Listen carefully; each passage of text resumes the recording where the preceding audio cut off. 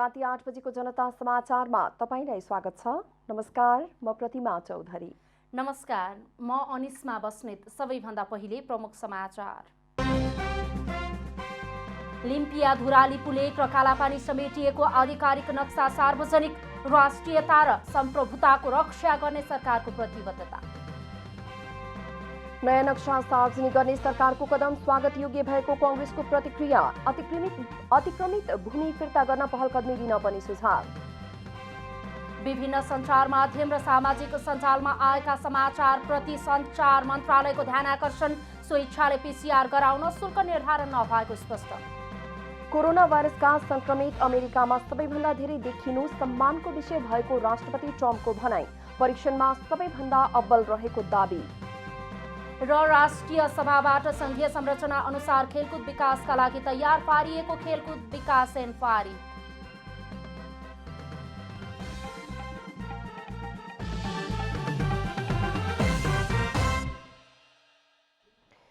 अब पुरा समाचार। सरकारले लिम्पियाधुरा लिपुलेक र कालापानी समेटिएको आधिकारिक नयाँ नक्सा सार्वजनिक गरेको छ। नक्सा सार्वजनिक गरेसँगै सरकारले राष्ट्रियता र सम्प्रभुताको रक्षाका लागि नेपाल सरकार प्रतिबद्ध रहेको उल्लेख गरेको छ। बुधबार भूमि व्यवस्था, सहकारी तथा गरिबी निवारण मन्त्रालयले लिम्पियाधुरा लिपुलेक र कालापानी समेटिएको राजनीतिक तथा प्रशासनिक नक्सा सार्वजनिक गरेको छ। मन्त्रालयमा आयोजित कार्यक्रममा भूमि व्यवस्था, सहकारी तथा गरिबी निवारण मन्त्री पद्मा अर्यालले उक्त नक्सा सार्वजनिक गर्नुभएको हो।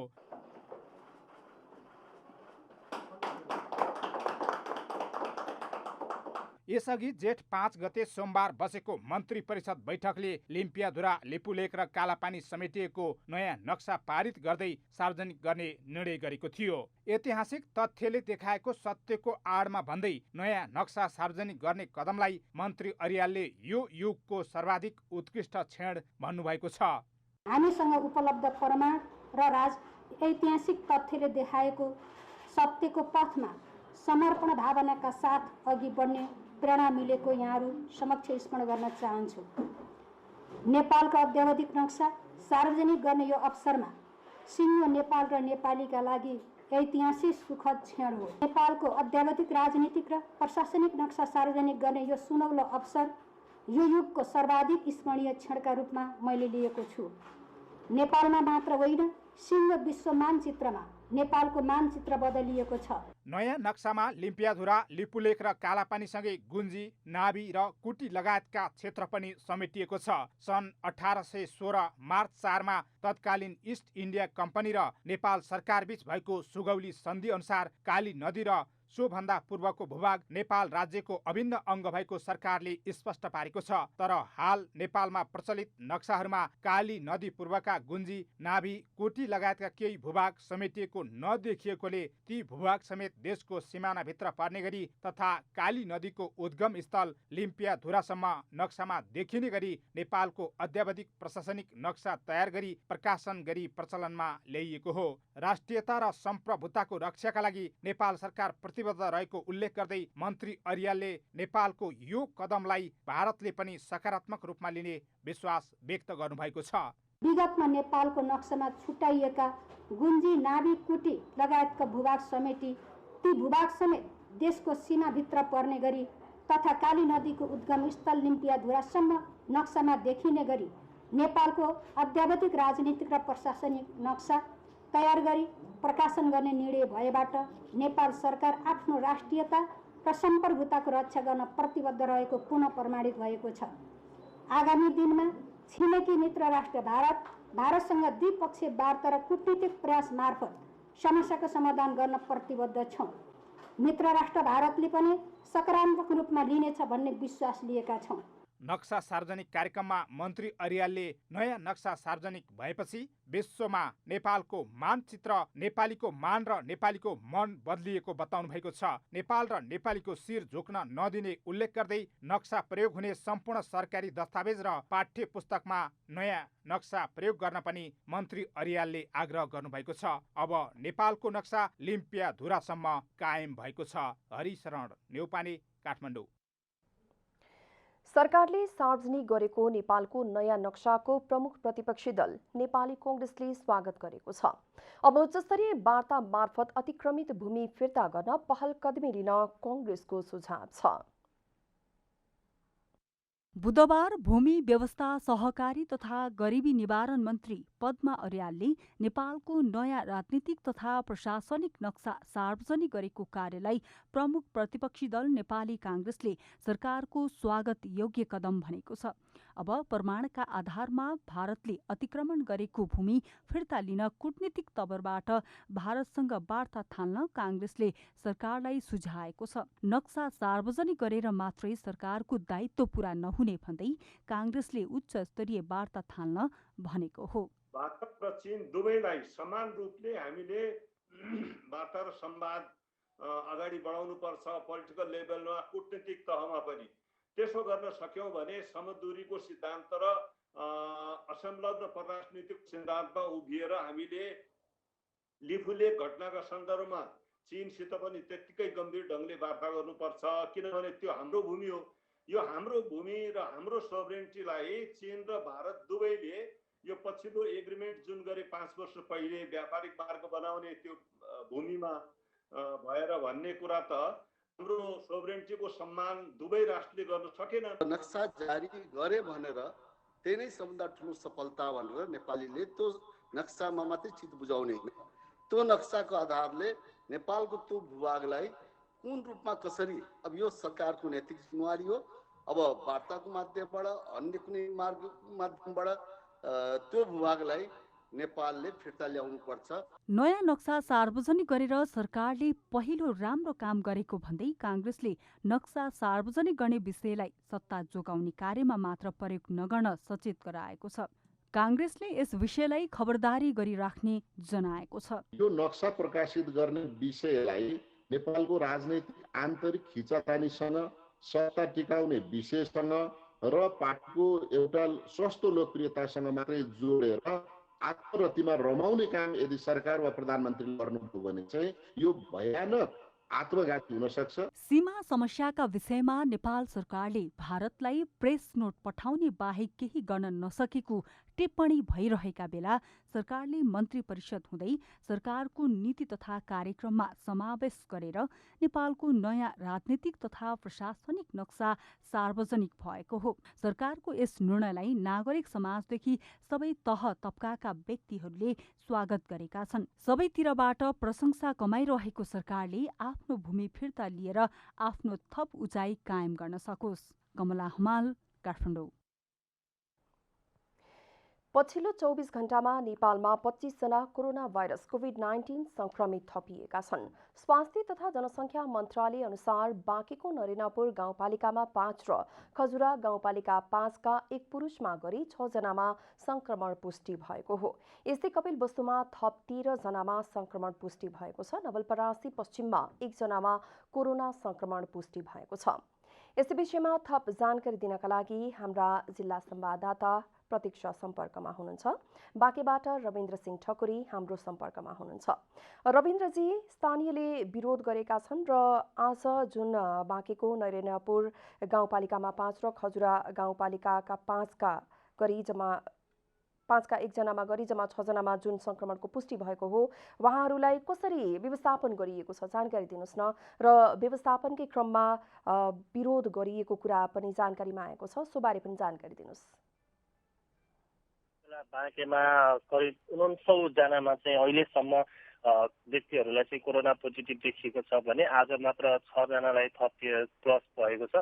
यसै गरी आज र हिजो मात्र हिजो गरी करिब 79 जनालाई चाहिँ देखिएको कोरोना पोजिटिभ व्यक्तिहरूलाई चाहिँ नरेनापुरमा राख्ने ठाउँ र भौतिक पूर्वाधार लगायत विद्युत पुग्न नसकेको हुँदा चाहिँ त्यहाँ राख्न असम्भव भएको हुँदा उहाँहरूलाई चाहिँ नेपालगञ्जमा रहेको लाइफ डेन्टल अस्पतालमा ल्याएर राखिएको छ। यति बेला करिब 40 देखि 50 बेड क्षमताको लाइफ डेन्टल अस्पतालमा अहिले करिब 65 जना आज तापनि कोरोना सङ्क्रमित व्यक्तिहरूलाई त्यही नै ल्याएर राखिने जनाइएको छ।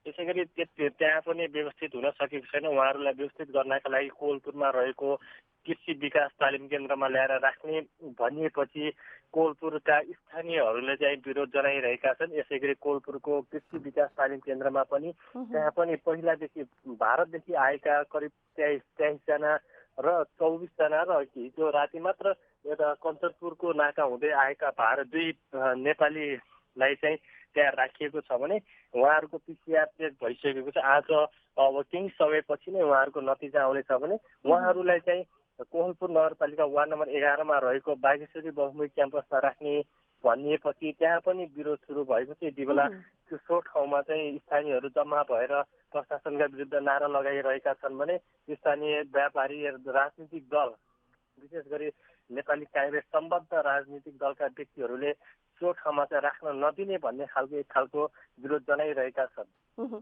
अब यो विरोधलाई कसरी साम्य पार्ने त, कसरी समझदारी गराउने त?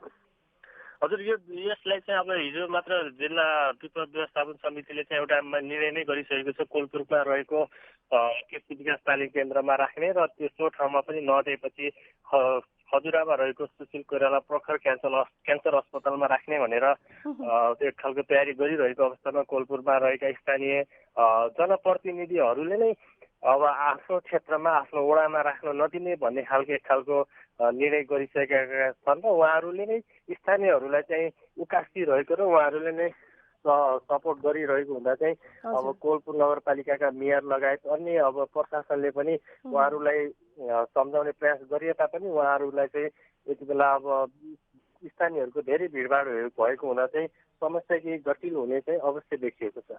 अघि पनि भन्नुभयो रविन्द्रजी, जस्तै अब 50 जना राख्नुपर्ने आइसोलेसनमा 65 जनालाई राखिएको छ भनेपछि यो त अब अझै संक्रमण फैलने डर पनि त भयो नि।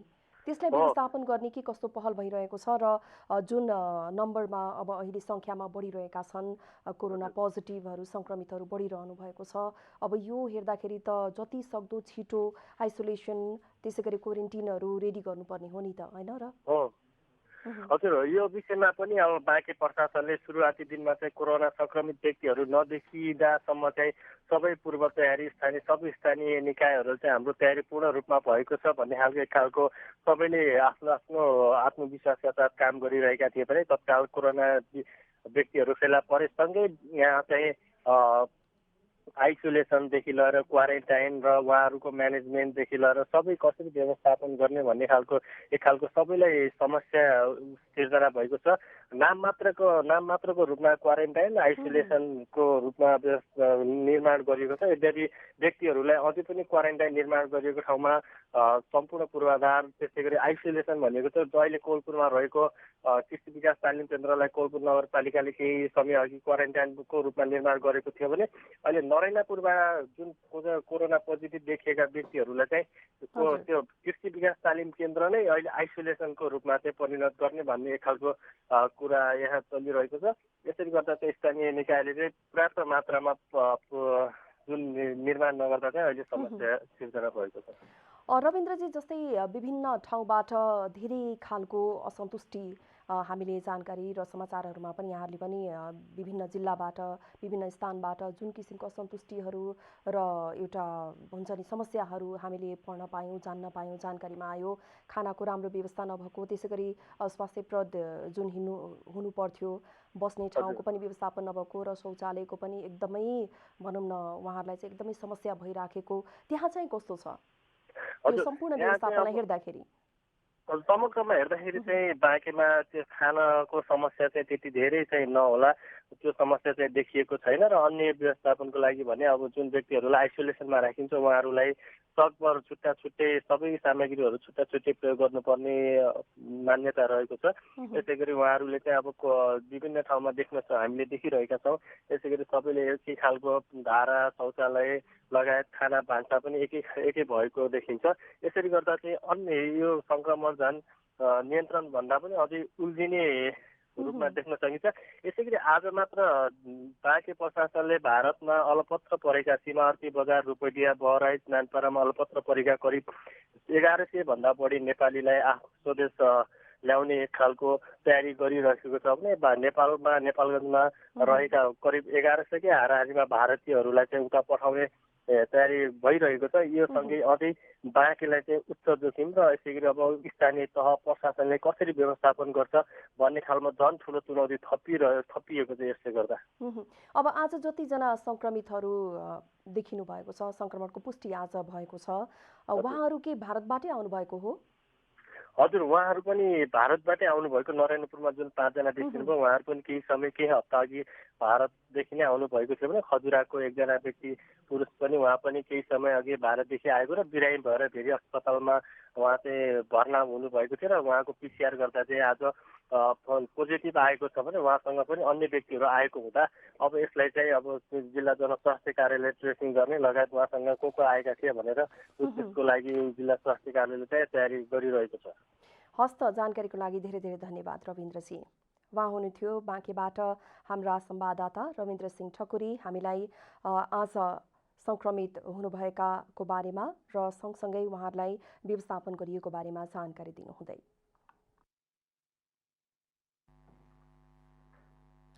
रूपन्देहीको नयाँ मिलमा रहेको क्रिसन अस्पतालमा उपचाररत गुल्मीका कोरोना सङ्क्रमितको मृत्यु भएको समाचार स्वास्थ्य मन्त्रालयले खण्डन गरेको छ। मन्त्रालयले स्वेच्छाले पिसिआर परीक्षण गराउन चाहनेका लागि अहिलेसम्म शुल्क निर्धारण नभएको स्पष्ट पारेको छ। अस्पतालमा उपचाररत सङ्क्रमितको मृत्यु भएको भनी विभिन्न सञ्चार माध्यम र सामाजिक सञ्जालमा आएको समाचारको स्वास्थ्य मन्त्रालयले खण्डन गरेको छ। मन्त्रालयका प्रवक्ता डाक्टर विकास देवकोटाले सङ्क्रमितको भेन्टिलेटरमा राखेर उपचार भइरहेको जानकारी दिनुभयो। उहाँले संवेदनशील घडीमा समाचार प्रकाशन र प्रसारण गर्दा आधिकारिक सूचनालाई आधार मान्न पनि आग्रह गर्नुभयो।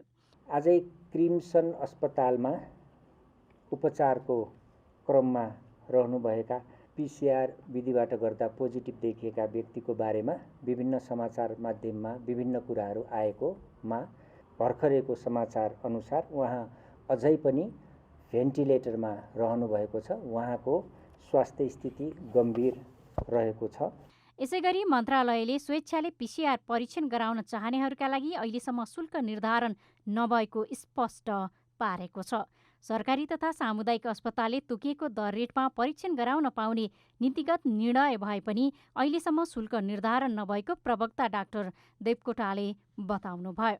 जसको इच्छा छ परीक्षण गराउने त्यस्ता व्यक्तिहरूलाई त्यस्ता सार्वजनिक पब्लिक हस्पिटलहरूमा गएर त्यो टेस्ट गराउने पिसिआर विधिबाट गराउने टेस्ट चाहिँ खुल्ला गरिएको छ। प्रयोगशाला कस्तो हुने, शुल्क कति लाग्ने र सुरक्षा प्रबन्ध र अन्य प्रबन्धहरू कसरी व्यवस्थापन गर्ने विषयमा हामीले छिट्टै निर्णय गर्नेछौँ र त्यो निर्णय पश्चात यो लागू हुनेछ। मन्त्रालयका अनुसार बुधबार 25 जना नयाँ कोरोना सङ्क्रमित थपिएका छन्। 18 जना पुरुष र 7 जना महिला सङ्क्रमित थपिएका हुन्। बाँकेको नरैनापुरमा 5 र खजुरा गाउँपालिकामा 1 जनामा सङ्क्रमण देखिएको छ। यस्तै नवलपरासीमा 1, कपिलवस्तुमा 13 र धनकुटामा 5 जनामा सङ्क्रमण देखिएको छ। यो सँगै नेपालमा सङ्क्रमितको सङ्ख्या अहिलेसम्म 427 पुगेको छ। बुधबार 8 जना कोरोना सङ्क्रमित उपचारपछि निको भएर घर फर्किएका छन्। कोशी अस्पतालमा उपचाररत उदयपुरमा रहेका 8 जना पुरुषहरू डिस्चार्ज भएका हुन्। अहिलेसम्म नेपालमा 45 जना सङ्क्रमित निको भएर घर फर्किएका छन्। 29 देखि 33औं दिनसम्म अस्पतालमा रही उपचारमा रहनुभएको उहाँहरू डिस्चार्ज हुनुभएको छ। यसरी हालसम्म डिस्चार्ज हुने व्यक्तिहरूको सङ्ख्या 45 पुगेको छ। आज पछिल्लो नयाँ सङ्क्रमितको सङ्ख्या 25 छ, जसमा 3 देखि 48 वर्षसम्मका व्यक्तिहरू हुनुहुन्छ। बुधबारसम्म पिसिआर विधिबाट 35,494 र आरडिटी विधिबाट 75,072 वटा परीक्षण भएको मन्त्रालयले जनाएको छ। प्रदेश नम्बर 5 मा 14,262 गरी देशभर 23,202 जना क्वारेन्टाइनमा रहेका छन्। काठमाडौँ उपत्यकासहित देशभर 380 जनाको आइसोलेसनमा उपचार भइरहेको मन्त्रालयले जनाएको छ। नवलपरासी पश्चिममा आज एकजनामा कोरोना भाइरस संक्रमण पुष्टि भएको छ। यसै विषयमा थप कुराकानीका लागि हाम्रा नवलपरासी संवाददाता अनिल यादव हुनुहुन्छ। अनिलजी, नवलपरासीमा थप आज एकजनामा कोरोना भाइरस संक्रमण पुष्टि भएको छ। यो सँगै 2 जना पुगेको छ नवलपरासीमा संक्रमितको संख्या। अहिले नवलपरासीको अवस्था कस्तो छ? हजुर, अहिले पश्चिम नवलपरासीमा आज जुन एउटा अर्को संक्रमित भेटिएसँगै पश्चिम नवलपरासीमा 2 जना संक्रमित भएको पुगेका छन् भने यो 2 जना पुग्नेलाई चाहिँ पश्चिम नवलपरासीमा पुरै सुरक्षाकर्मीहरूले सीमामा जुन हुनुहुन्छ एकदम निगरानीको साथमा बस्नु भएको छ। किनभने यी दुईटै जुन अहिले जुन संक्रमितहरू भेट्नुभएको छ पश्चिम नवलपरासीमा, यी दुईटै चाहिँ भारतबाट नेपाल प्रवेश गरेको पाइएको छ।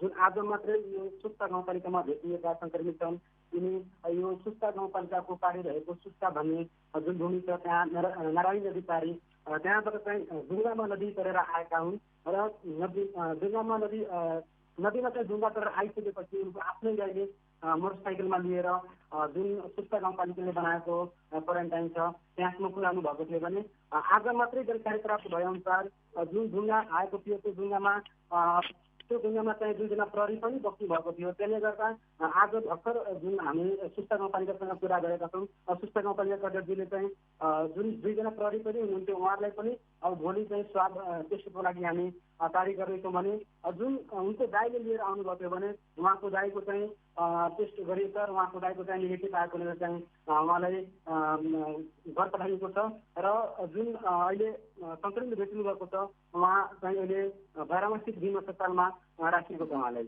जस्तो अहिले सम्पूर्ण नवलपरासीको त्यहाँ संक्रमितहरूको संख्या बढ्दै गर्दा आरडिटी परीक्षण अथवा पिसिआर परीक्षण कसरी अगाडि बढिरहेको छ अनि कुन रफ्तारमा बढिरहेको छ, तथ्याङ्क के छ? हजुर, अहिलेसम्म पश्चिम नवलपरासीमा टोटल जम्मा तपाईँको 578 जनाको स्वाब संकलन भइसकेको छ भने जसमा रिपोर्ट आइसकेको 474 जनाको हो। त्यसमा 2 जना संक्रमित भेट्नु भएको छ भने बाँकी 102 जनाको रिपोर्ट अझै आउन बाँकी रहेको छ। जस्तो रिपोर्ट कहिलेसम्म आउला, के छ? यो रिपोर्टको विषयमा आज जनस्वास्थ्य कर्मीसँग कुरा हुँदाखेरि यो रिपोर्ट भोलि बिहानसम्म या त साँझसम्म आइपुग्नु पर्ने उहाँले जानकारी गराउनु भएको छ। अब सरकारले लकडाउन जारी गरेको 2 महिना बित्न लागिसकेको छ। यो अवस्थामा मुलुकको जनजीवन निकै कष्टकर बनेको छ। नवलपरासीको जनजीवन चाहिँ कस्तो छ? पक्कै पनि यसको विषयमा भन्नुपर्दा अहिले यो जुन लकडाउनको कारणले गर्दाखेरि अहिले तराई क्षेत्रमा खास गरी यो कृषि खेती गर्ने समय रहेको छ र अहिले पश्चिम नवलपरासीमा किसानहरूले जुन धान बाली लगाउने हो त्यसको लागि ब्याड बनाइसकेर तयारी अवस्थामा रहेको र कतिपय किसानहरूले यो बिउ मल नपाएको कारणले गर्दाखेरि यो वर्ष पश्चिम नवलपरासीमा धेरै जसो खेतीहरू बाँझो हुने जस्तो देखिएको छ। तर पनि यहाँ चाहिँ किसानहरूले कहीँ कतैबाट छिमेकीबाट टोलबाट अथवा जहाँ पाइरहेछ त्यहाँबाट उहाँहरूले चाहिँ बिउ लिइरहनु भएको छ। तर पनि मल नपाएको कारणले गर्दाखेरि त्यो बिउ खसाले पनि त्यो बिउलाई मल हाल्ने हुन्छ। त्यसले गर्दा कहीँ कतै यो लकडाउनले गर्दाखेरि जुन हाम्रो पश्चिम नवलपरासीका किसानहरू हुनुहुन्छ उहाँहरू चिन्तित हुनुहुन्छ र यो अहिले जुन खेती हुन पाएन भने भोलिको दिनमा जुन खेत बाँझो हुन्छ त्यसले गर्दा कति पनि यो नेपालमै एउटा जुन खाद्यान्नमा हुन्छ एउटा ठुलो असर पर्न जान्छ। त्यसले गर्दा पनि अब यहाँका जुन बुद्धिजीवी सर्कलका व्यक्तिहरू हुनुहुन्छ उहाँहरूले पनि यसलाई कसरी व्यवस्थापन गर्ने, मलको व्यवस्थापन गर्ने, कसरी मलको बिउको व्यवस्थापन गर्ने हिसाबले चाहिँ लागि पर्नु भएको छ। जानकारीका लागि धेरै धेरै धन्यवाद। उहाँ हुनुहुन्थ्यो हाम्रा नवलपरासी संवाददाता अनिल यादव। आज नवलपरासीमा 1 जनामा कोरोना भाइरस संक्रमण पुष्टि भएको छ। यो सँगै नवलपरासीमा 2 जना संक्रमित छन् र संक्रमितहरूको नवलपरासी विभिन्न अस्पतालमा उपचार भइरहेको छ। हामी जनता समाचारमा छौँ। अब थप समाचार। राष्ट्रिय सभा बैठकको शून्य समयमा बोल्ने सांसदहरूले विभिन्न विषयमा सरकारको ध्यानाकर्षण गराएका छन्। नेपाल कम्युनिस्ट पार्टी नेकपा सांसद नन्दा चापागाईले कोरोना संक्रमित बिरामी र दीर्घ रोगी तथा गर्भवती महिलाको चेक जाँच एउटै ठाउँमा भइरहेको बताउनुभयो। कोरोना संक्रमितको उपचारका लागि फरक र अन्य बिरामीहरूका लागि फरक अस्पताल निर्माणमा ध्यान दिन उहाँले आग्रह गर्नुभयो। सुविधायुक्त ठाउँमा संक्रमित व्यक्ति र गर्भवती महिलाको उपचार गर्ने अस्पताल फरक भए पनि धेरै प्रदेशहरूमा दुवै प्रयोजनका लागि एउटै अस्पताल रहेको तर्फ उहाँले सरकारको ध्यान आकर्षण गराउनुभयो। कोरोना भाइरस बिमारीको र अन्य दीर्घरोगी गर्भवती महिलाहरूको चेक गर्ने एउटै ठाउँ भएको खबर आएको छ। यसकारण म यो कोरोना भाइरस सम्बन्धी हस्पिटल र जनरल हस्पिटल फरक फरक गर्नको लागि नेपाल सरकारको ध्यान जाओस् भन्न चाहन्छु। नेपाली कांग्रेसका सांसद प्रकाश पन्थीले सन् 2020मा 20 लाख पर्यटक भित्र्याउने लक्ष्य राखेको सरकारले विदेशमा सङ्कटमा रहेका नागरिकलाई स्वदेश ल्याउन नसकेको 2020मा 20 लाख भित्राउने लक्ष्य राखेको सरकारले सङ्कटमा परेका 8-10 लाख नागरिकलाई स्वदेश फर्काउन किन नसकेको हो? विदेशमा तडपिएका नेपालीहरूमध्ये अत्यन्तै जरुरी र सामान्य गरी प्राथमिकता आधारमा उद्धार गर्न आवश्यक छ। नेकपा सांसद माया प्रसाद शर्माले द्वन्द्वकालीन समयमा जागिर गुमाएका शिक्षकहरूलाई उचित क्षतिपूर्तिको व्यवस्था गर्न माग गर्नुभयो। शिक्षकहरू तत्कालीन सरकारद्वारा जागिरबाट खोसिए र उनीहरूले आन्दोलन गरिराखेको धेरै वर्ष भइसकेको छ। यति बेला त्यो शान्ति प्रक्रियासँग जोडिएको विषय भएका कारणले नेपाल सरकारले बजेट छुट्याई तिनीहरूको पुनर्बहाली र क्षतिपूर्तिको उचित व्यवस्था गरोस्। उहाँले शान्ति प्रक्रियासँग जोडिएको विषय भएकाले सरकारले पुनर्बहाली वा क्षतिपूर्तिको लागि बजेट छुट्याउनु पर्ने बताउनुभयो। नेपाल विशेष सेवा विधेयक 2076 राष्ट्रिय सभाबाट पारित भएको छ। राष्ट्रिय सभाको बुधबारको बैठकले विधायन व्यवस्थापन समितिको प्रतिवेदन सहित विधेयक पारित गरेको हो। कानून, न्याय तथा संसदीय मामिला मन्त्री शिवमाया तुम्बा हाम्फेले नेपाल विशेष सेवाको गठन र सञ्चालन सम्बन्धी कानूनलाई संशोधन र एकीकरण गर्न बनेको विधेयकलाई समितिको छलफलमा उठेका विषयहरू समावेश गरिएको बताउनुभयो। मुलुकको सुरक्षा, सार्वभौमसत्ता, भौगोलिक अखण्डता र नेपाली नागरिकको सुरक्षासँग जोडिएको कुराहरू समितिमा छलफल भएकाले त्यसलाई अगाडि बढाउँदै जानुपर्ने बताउनुभयो। यसअघि विधेयकमाथिको छलफलमा सहभागी हुँदै सांसद प्रमिला कुमारीले समितिमा भएको छलफल विपरीतको विधेयक राष्ट्रिय सभामा पेश भएको भन्दै आपत्ति जनाउनुभयो। 5% आरक्षण कोटामा आर्थिक, सामाजिक र राजनैतिक पहुँच नभएका मधेसी, आदिवासी, जनजाति, दलित, थारू र मुस्लिमका लागि छुट्याइएको भए पनि त्यसै कोटाबाट 10% खस आर्यका लागि छुट्याइएको उहाँको भनाइ थियो। त्यस्तै सांसद कोमल वलीले ऐनमा राष्ट्रिय हित, राष्ट्रिय सुरक्षाका कुराहरू समेटिएको बताउनुभयो। ऐनमा टेलिफोन ट्यापिङ गरिन्छ भन्ने कुरा समेटिएको भन्ने अफवाह फैलाइएको उहाँले बताउनुभयो।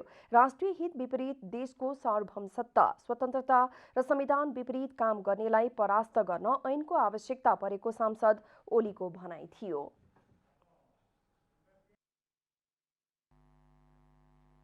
अब आर्थिक समाचार।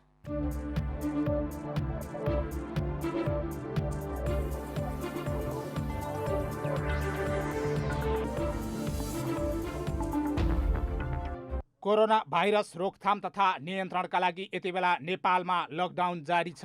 यति नै बेला छिमेकी देश भारतले पारासिटामल जस्तो अत्यावश्यक औषधिको पैठारी रोकेको छ। 80% र मेटेरियलहरू कच्चा पदार्थ भनौँ, प्याकेजिङ मेटेरियल्सहरू इम्पोर्ट गर्छौँ र आजको दिनमा प्यारासिटामल जस्तो कच्चा पदार्थ भारतले अहिले रोकेको छ, बन्देज लगाएको छ। कुनै पनि मुलुकमा आफ्नो समस्या परेको बेलामा उसले चाहिँ आयातहरू, यो पैठारीहरू चाहिँ रोक्न सक्छ र अहिले रोकेर पनि देखाइदियो। र त्यसले गर्दाखेरि हामीले लेसन के सिक्नुपर्छ भने हामी आफ्नो देशमा स्वदेशी उद्योगहरूलाई नै औषधिमा आत्मनिर्भर बनाउनुपर्छ भन्ने लेसन चाहिँ दिएको छ। एकातिर औषधि उत्पादन गर्ने उद्योगहरूमा कामदार जान नपाउँदा उत्पादन बन्द छ त अर्कातिर आयात बन्द हुँदा नेपाललाई अप्ठ्यारो पर्नेतर्फ बेलैमा सचेत हुनुपर्नेछ। सरकारले पनि छिमेकीको व्यवहारबाट पाठ सिकेर आगामी आर्थिक वर्षको बजेट मार्फत औषधिमा नेपाललाई आत्मनिर्भर पार्ने प्याकेज ल्याइदिनुपर्ने व्यवसायीको माग छ। औषधिमा आत्मनिर्भर हुनको लागि एउटा प्याकेज चाहिँ ल्याइदिनु पर्यो। जस्तो कि जुन औषधि नेपालमा बन्छ हामी आफै बनाउन सक्छौँ, आत्मनिर्भर भइसकेका छौँ। त्यस्ता 70-75वटा बेसिक एसेन्सियल मेडिसिन छ जुन हामीले आत्मनिर्भर नै भइसकेका छौँ। त्यस्तो औषधिको पैठारीमा पूर्णतया रोक लगाउनुपर्छ या रेस्ट्रिक्टेड गर्नु पर्यो।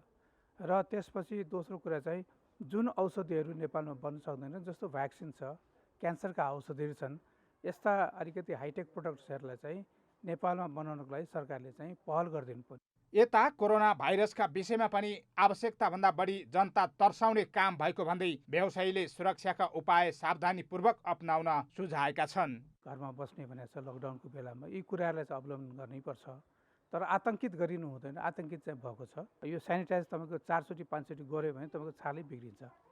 यसरी गरेर राख्नुपर्ने आवश्यकता छैन। तपाईँलाई आफ्नो घरमा बस्दाखेरि कसरी तपाईँ आफूले सफा सुग्घर भएर आउनुपर्छ, त्यति भए काफी छ। यदि तपाईँ कतै गएर धेरै टच गर्नुभयो, जनतामा जानुभयो, बजारमा किनमेल गर्दा धेरै चिजहरू छुनुभयो, त्यस्तोमा चाहिँ सेनिटाइज गर्नु जरुरी छ। संवेदनशील रोगहरू, मधुमेह, ब्लड प्रेसर, किडनीको रोगीलाई पनि कोरोना संक्रमण भएको जस्तो व्यवहार गरिने, क्लिनिक बन्द गरिने, डाक्टरकोमा उपचारको लागि जान नसक्ने स्थितिले झन भयावह अवस्था निम्तानेतर्फ व्यवसायीले सरकारको ध्यान आकर्षण गराएका छन्। हरिशरण न्यौपाने, काठमाडौँ। नेपाल राष्ट्र ब्याङ्कले आफ्ना 7वटा विभाग र कार्यालयको नाम परिवर्तन गरेको छ। साउन 1 गतेदेखि लागू हुने गरी गभर्नर स्तरीय निर्णयबाट विभागको नाम परिवर्तन गरेको हो। अब अनुसन्धान विभागको नाम आर्थिक अनुसन्धान विभाग हुनेछ। सूचना प्रविधि विभाग महाशाखामा परिणत भएको छ। उपत्यका बाहिरका कार्यालयहरू प्रदेश स्थित कार्यालयमा रूपान्तरण भएको छ। संस्थागत योजना विभागको नाम संस्थागत योजना तथा जोखिम व्यवस्थापन विभाग भएको छ। सामान्य सेवा विभागको नाम सम्पत्ति तथा सेवा व्यवस्थापन विभाग भएको छ। लघुवित्त प्रवर्धन तथा सुपरिवेक्षण विभागलाई लघुवित्त संस्था सुपरिवेक्षण विभाग नामाकरण गरिएको छ। ब्याङ्किङ कार्यालय ब्याङ्किङ विभागमा परिणत भएको छ।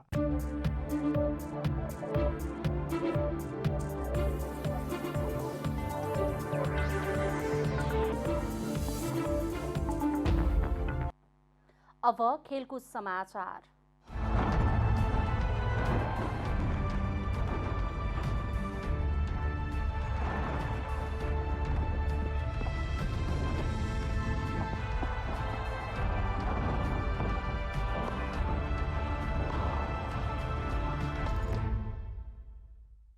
सङ्घीय संरचना अनुसार तयार भएको तथा खेलकुद विकासका लागि तयार पारिएको खेलकुद विकास ऐन 2077 पारित भएको छ। सङ्घीय संसदबाट ऐन पारित भएको हो। ऐनले केन्द्रमा राष्ट्रिय खेलकुद परिषद राखेपलाई कार्यकारी अधिकार सम्पन्न बनाउनेछ। यस्तै प्रदेशको हकमा स्थानीय सरकारलाई अधिकार सम्पन्न बनाउनेछ।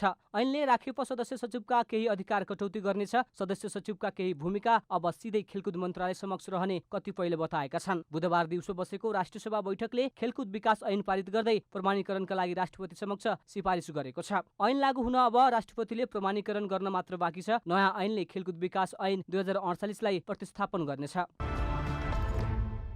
नेपाल भलिबल संघले यस वर्ष भलिबल दिवसमा कुनै औपचारिक कार्यक्रम नगर्ने भएको छ। नेपाल सरकारले भलिबललाई राष्ट्रिय खेल घोषणा गरेपछि संघले जेठ 8 लाई भलिबल दिवसको रूपमा मनाउँदै आएको छ। तर कोरोना भाइरसको संक्रमण फैलिन नदिन मुलुक लकडाउनको अवस्थामा रहेको भन्दै संघले भोलि कुनै औपचारिक कार्यक्रम नगर्ने भएको हो। कोरोनाको कारणले अहिले कुनै कार्यक्रम गर्ने अवस्था छैन। राष्ट्रिय र अन्तर्राष्ट्रिय कार्यक्रमहरू स्थगित भइसकेको छ।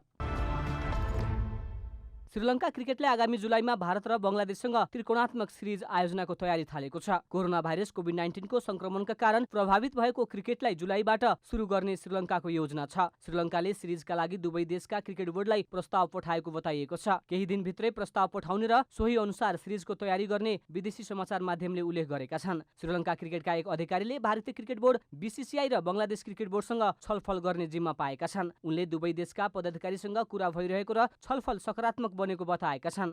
श्रीलङ्काले स्वास्थ्य सामग्री सबै प्रोटोकल फलो गर्दै सिरिज गर्ने दाबी गरेको छ, जसका लागि सरकारको सहयोग जुटाउने पनि बताइएको छ। यो प्रस्तावमा भारत र बंगलादेश सहमत भए जुलाईको पहिलो साता अथवा मध्यममा सिरिज हुनेछ। सिरिज हुनु 15 दिन अघि बंगलादेश र भारतको टोली श्रीलङ्का पुगेर क्वारेन्टाइनमा बस्नेछन्।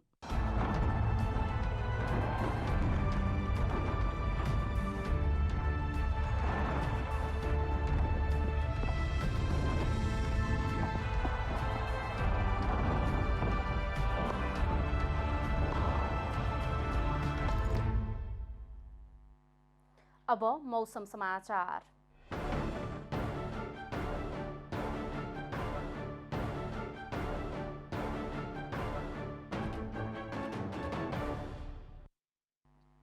आज दिउँसो देशभरको मौसम आंशिकदेखि सामान्यतया बदलिरही केही स्थानमा वर्षा भयो। आज राति देशका अधिकांश स्थानको मौसम आंशिक बदली भई केही स्थानमा मेघगर्जन, चट्याङ र हावाहुरी सहित वर्षाको सम्भावना रहेको जल तथा मौसम पूर्वानुमान महाशाखाले जनाएको छ। अब देशभरका विभिन्न स्थानको मौसम सम्बन्धी थप विवरण।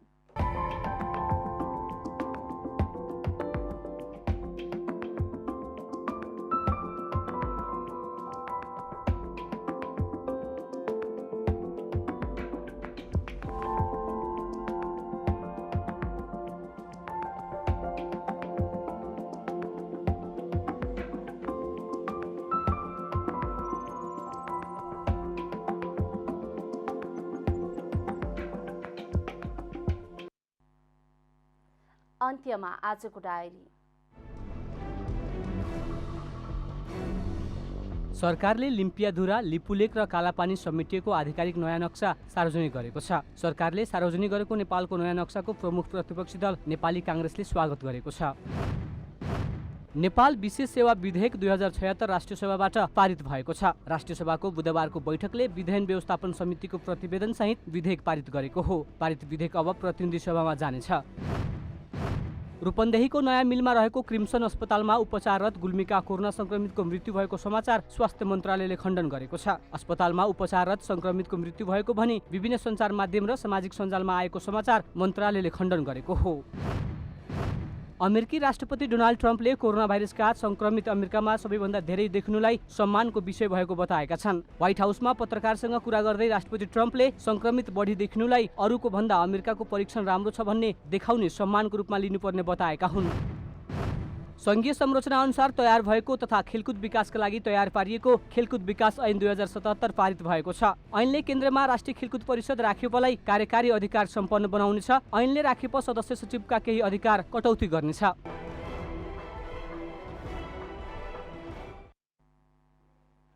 जनता समाचार अहिलेलाई यति नै। जनताद्वारा जनताका लागि प्रसारित जनता टेलिभिजनका कार्यक्रमहरू युट्युब, ट्विटर, फेसबुक र हाम्रो वेबसाइट जनतासमाचार.com मा पनि पढ्न र हेर्न सक्नुहुनेछ। सूचनामा तपाईको सहभागिता, समयमा समाचार हाम्रो प्रतिबद्धता। कोरोना भाइरसको संक्रमणबाट बस्न नियमित रूपमा साबुन पानीले मिची हात धौँ, भिडभाडबाट टाढै रहौं। नमस्कार।